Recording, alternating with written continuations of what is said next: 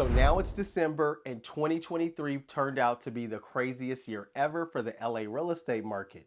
We saw 30-year high interest rates, and in the last 5 weeks, we've seen the largest drop in interest rates in over 2 years. So what's 2024 going to bring us? Well, stay tuned because that's exactly what we're going to talk about in this video. Let's get into it.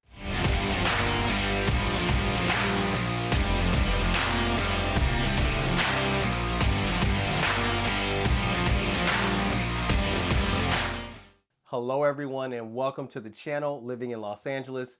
My name is Ra-sōn Theus, your Los Angeles real estate broker, and this channel is dedicated to folks just like you and helping you learn everything you need to know about moving to the city of LA. So if you're someone that's out there and you're thinking about moving to the city of Los Angeles, go ahead, hit that subscribe button and hit the notification bell so that every week when I release new videos, you'll be notified. Now, every single month, I help folks from all over the world relocate right here to the city of LA, and I help folks sell their homes here in the city of Los Angeles. So if you're someone that's interested in getting into this Los Angeles real estate market and you want to create a plan, then I highly recommend that you schedule a consultation with me. We'll hop on the Zoom call, we'll discuss your unique situation, and I'll help you come up with a game plan so that you can win in this LA real estate market. Now in this video, we're going to be discussing some of the leading indicators that can let us know what kind of real estate market we can expect here in Los Angeles for the year 2024. Now, one of the first indicators I want to talk about is going to be mortgage applications. For the month of November, we saw a 5% increase in the amount of mortgage applications that were presented nationwide and here in the city of Los Angeles. So what does that really mean? Well, mortgage applications let us know how many people are applying for new homes. Now that could be a refinance or for a new mortgage, someone that's looking to buy a home. And what we saw is that over the month of November, we saw that number increase by about 5%. It's been on the decline for almost the last year and a half because interest rates have been going up. And of course, as interest rates go up, home affordability goes down, and so less people are applying for mortgages. So we can see that just from the interest rate decrease that we've seen over the last month, that's caused more people to run back into the market. Now, the other thing I do want to mention is that, like I just said, we've seen mortgage rates decrease over the month of November. So back in October, we hit a 30-year mortgage rate high. We were somewhere right around that 8.25%, and now here the first week of December, we're sitting at about 7.75%. So that's about a 0.5%, 50 basis points that we've come down, and the result of that is that we've seen more people apply for more mortgages, which is a sign that people are going to take advantage of the more affordable homes or the more affordable refinances, or the fact that you can get a slightly lower mortgage if you were to apply for a loan now than versus if you applied back in October. Now, this is really important because last week the Fed announced that they expect that they may be cutting interest rates around mid-year of 2024. They said somewhere maybe around that May 1st meeting that they expect that there might be interest rate cuts. Now, no one has a crystal ball, and even they don't have a crystal ball. So it's going to depend on what the numbers look like. But they said based on the current economic data, they can see that the interest rate hikes that they've been implementing since March of 2022 have definitely had a huge impact on inflation, and inflation is starting to move in the right direction. Now, the Fed has a target of about 2%. Is where they want to see the inflation rate be. And right now we're hovering around that 4%, high 3%. So we're not quite there. We still have a way to go, but the work that they've already done is definitely having an impact in the correct direction. And so that lets them feel that they may be able to take their foot off the pedal on raising interest rates going into 2024. Now, like I said, no one has a crystal ball, so we don't exactly know. Now, what I do want to point out to you that if interest rates do start to come down in 2024, well, what's going to happen? Well, a lot of buyers that's been waiting on the sideline are going to rush back into the market because they can actually, the homes are a little bit more affordable. And a lot of people got priced out starting in March of 2022 all the way into where we are now. And so as those rates come down, homes will become more affordable and people are going to go back into the market. Now, what that could inadvertently do is raise prices back up because the more people that jump in the market, it's going to become more competitive. People are going to start writing offers above the ask price and no contingencies and everything we saw back in 2021. So that is a possibility. Now, there's another scenario that could play out as well too, because one of the things that's kind of keeping prices from dramatically dropping is that there's not a lot of inventory on the market right now. And that's because a lot of home sellers refinance their homes or they purchase their homes during those record low interest rates that we had. So it doesn't make sense for them to sell their home and release that low interest rate they have to go try to buy another home at these higher interest rates. So it's keeping a lot of sellers in place and causing them not to sell their home. Well, as mortgage rates come down in 2024, if that's what happens, then you're going to probably see a lot more inventory come onto the market, because those sellers will now feel comfortable that they can sell their home, get a good price for it, and then purchase their next home at a better interest rate. Now, if that happens, that can help prices stabilize a little bit because there'll be more inventory for buyers to go after. So like I said, don't have a crystal ball, and you're going to hear me say that quite a bit because we don't know exactly what's going to happen, but that is a scenario that could play out as well too. I think what's important here to understand, if you're someone that's considering buying a home or even selling your home, you want to start paying attention right now to where we are with these mortgage rates. You want to go ahead and have a conversation with your lender so that way they can keep you abreast of exactly where we are and let you know what you qualify for right now and what you will qualify for if it were to come down another percentage point, maybe even 2 percentage points, so you know when to hop into the market and pull the trigger. You don't want to get left out or priced out. Now, if you don't have a mortgage lender that you can talk to, please feel free to reach out to me.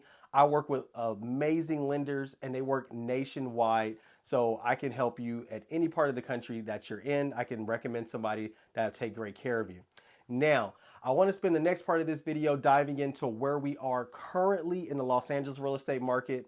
Now, as you know, Los Angeles is a huge city. It's made up of over 200 neighborhoods. I can't cover all the neighborhoods in this video, so I'm going to focus on 5 neighborhoods. We're going to talk about Santa Monica. We're going to talk about Hancock Park. We're going to talk about West Hollywood. We're going to talk about Inglewood, and we're going to talk about Culver City. We'll be talking about the single family home numbers, and we'll be diving into exactly where we are for the month of December. So let's go ahead and dive into that. All right, guys, so let's go ahead and dive into these numbers. I'm going to go ahead and start on the average sales price. So if we come over here, we can look and see where we finished for the month of November. So in the city of Santa Monica, we had an average sales price of $3.2 million. In the city of Culver City, we had an average sale price of $1.7 million. In West Hollywood, we had an average sales price of $2.6 million. And in Inglewood, that definitely was a drop. I remember it was in the 800s. In Inglewood, we had an average sales price of $792,000. And in Hancock Park, we had an average sales price of $2.8 million. If we go back one month right here, I can show you that, yeah, so right here, Santa Monica was 3.4, Culver City was 1.9. We had 2.3 in West Hollywood, 861,000 in Inglewood, and 1.9 in Hancock Park. So you can see in different parts of LA, we are seeing some price reductions month over month. So that's just a sign of where we are with these high interest rates. Like I said, in the month of October, we had the absolute highest interest rates that we've seen in almost 30 years. So it makes sense that in the next month, we would have saw prices go down some. Right, so that's where we are from a pricing standpoint. So now let's take a look and see how many homes were on the market last month. So if we come over here, we had 93 homes on the market in the city of Santa Monica. We had 57 homes on the market in Culver City.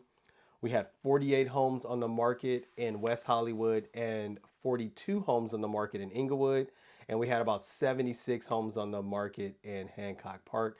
That's actually a pretty high number for Hancock Park. So there you go. Now what we want to do is take a look at how many homes out of the homes that were available for sale, how many of those homes actually sold, right? So let's come over here and we're going to take a look at Santa Monica. 14 of those homes actually sold. In Culver City, 19 homes sold. In West Hollywood, 6 of those single family homes sold. In Inglewood, 4 single family homes sold. And in Hancock Park, we had 10 single family homes actually sell. Now, the next thing I like to take a look at for you guys is going to be the days on market. Now, this is important because it just kind of lets you know and help you prepare, especially if you're someone that's out there and you're looking to maybe sell your property. then you want to understand exactly what the days on market are. And they're pretty accurate. It's funny how these numbers are really, really, really accurate. If you list a home in these neighborhoods, this is about the time it's going to take from the time you list a home and put it on the market to the time you receive an offer. Okay. Not the whole entire process, the escrow process. So if you're thinking about selling your home, you want to consider the days on market. First, you want to consider any updates or anything you're going to try to do to prepare your home to get it on the market and the time frame for that. Then you need to consider what the days on market is for your neighborhood. And if you have questions about that, you can always feel free to reach out to me and I'll help you out with that. The next thing that you need to take into consideration is the escrow process. Escrow is going to normally be between 21 to about 45 days. So it depends on what type of offer we receive, what type of counter offer we submit, and what agreement the buyer and the seller come up with. On the shortest escrows I've been seeing lately are like 21-day escrows, and the absolute longest you'll see is like a 60-day escrow, depending on the situation. But normally it's around 30-day escrow. Okay. So if we look over here, we can see that in Santa Monica, the average day on market is 27 days, which isn't too bad. That's actually a pretty fast moving market, all things considered, where we are in interest rates. Culver City is 30 days. So the average days on market is about 30 days to have your house on the market. West Hollywood is 32 days on the market. Inglewood is 24 days. And then we have Hancock Park, which is 53 days for days on market, average days on market. Okay. Now, the next thing I like to look at is monthly supply. Now, this is a real important number to understand. And the reason why is because monthly supply is going to let you know if we're in a buyer's market or if we're in a seller's market, right? So it's considered that we're in a seller's market when you have 3 months or lower of inventory supply, right? That means it's not that much inventory on the market. Now, when you start to get into like 4 and 5 months inventory supply, that's considered a more equalized market, a more equilibrium market. And then when you start to get above five, like into the 6, 7s, and 8s and higher, then that's considered to be in a buyer's market because there's so much inventory out there. Sellers need to sell, and buyers can pretty much write the kind of offers they want to write because they have options, right? Because there's so much inventory on the market. So we're considered more in a buyer's market when you see the higher numbers on the monthly supply. So let's take a look and see where we are for where we finished, I would say, in the month of November. So in Santa Monica, look, Santa Monica is now at a 5. So it's pretty much at the equilibrium level, but also leaning right into a buyer's market. So that's pretty high inventory for Santa Monica. Let's just go back 1 month and see where it was before.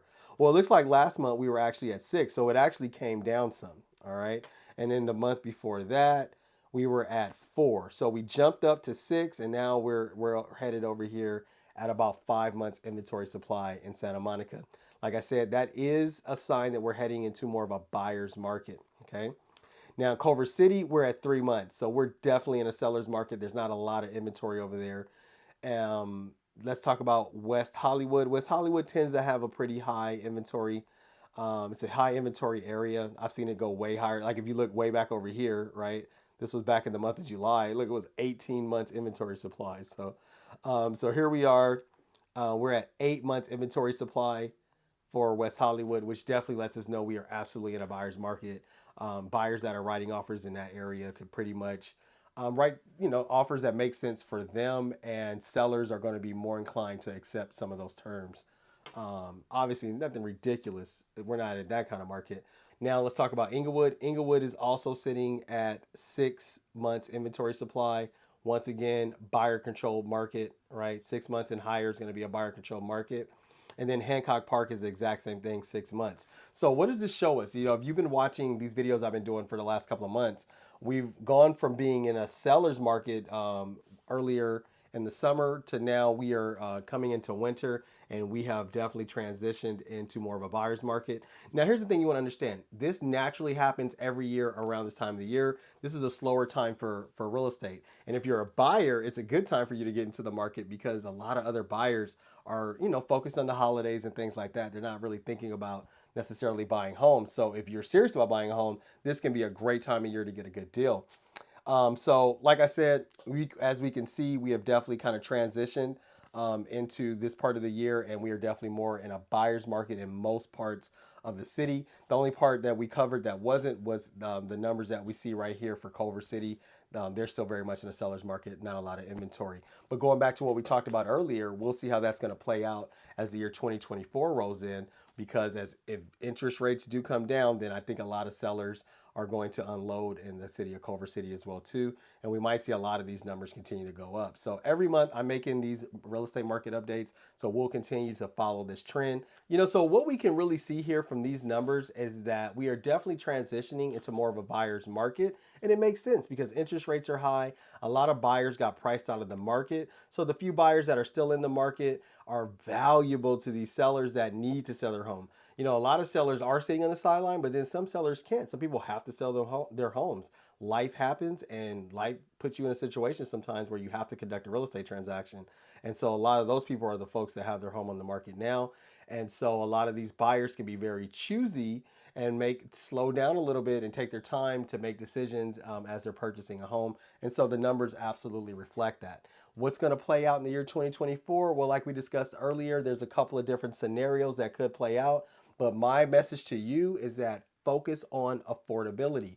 It's all about affordability. So have the conversation with your lender, find out exactly what you qualify for at current interest rates, have them run scenarios on where you would be if it came down an additional percentage point or 100 basis points, and then have them run a scenario if it came down 200 basis points or 2% points drops from where we currently are. So that way you know where you want to enter the market, and then closely watch where we are. If you have any questions about any city in LA that you're interested in moving to, please feel free to reach out to me. I'm highly knowledgeable about all of this information, and I love helping people navigate this so they can figure out what's best for them. All of my contact information is below in the description, and I'm here for you. That's all I have for you guys in this video, and I will see you guys in the next video. Bye-bye.